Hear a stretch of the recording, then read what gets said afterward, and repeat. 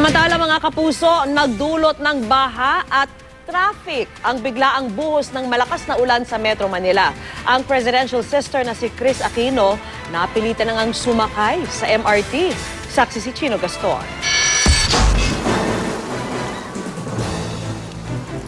Inabutan kong hanggang hita ang baha sa kantong ito ng Kamuning Road at Jamboree Street sa kasagsagan ng ulan kanina. Hindi makatawid ang mga sasakyan, pero mga bata tuwang-tuwa sa pagligo sa baha. Ganito rin ang sitwasyon sa Camias Road, corner Kalayaan Avenue. Bumagal ang usad ng mga sasakyan. May ilang hindi nagpapigil at sumuong sa baha. Kahit nang humupa ang baha, kasunod ng pagtigil ng ulan, traffic pa rin sa maraming lansangan. Sa EDSA Cubao, siksikan ng mga bus at stranded ang maraming walang masakyan. Ang iba sa mismong kalsada na nag-abang. Sa bahagi ito naman ng Panay Avenue, kinailangan ng i-rescue ang ilang empleyado ng Civil Service Commission dahil sa lagpas taong baha. Lubog din ang mga sasakyang ito sa di kalayo ang Mother Ignacia Avenue.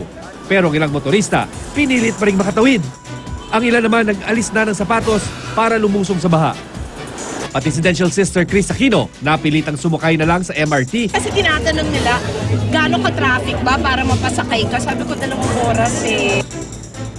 Di rin nakadaan ng light vehicle sa bahaging ito ng Araneta Avenue patungong Del Monte dahil hanggang Baywang ang baha. Ang ibang nagmamadaling makauwi, sumabit sa fuel tanker na ito para makatawid. Masikip na daloy ng trapiko rin ang sumalubong sa mga motorista sa may Espanya Boulevard pati nasa Quezon Avenue.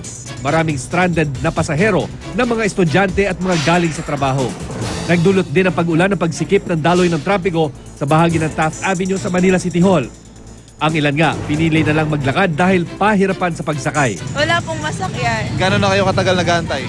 Mga 1 hour na po. Ganyan din ang sitwasyon sa bahagi ng Quiapo. Stranded ang marami dahil traffic na nga, punuan pa ang mga pampublikong sasakyan. Ako si Chino Gaston ng inyong saksi.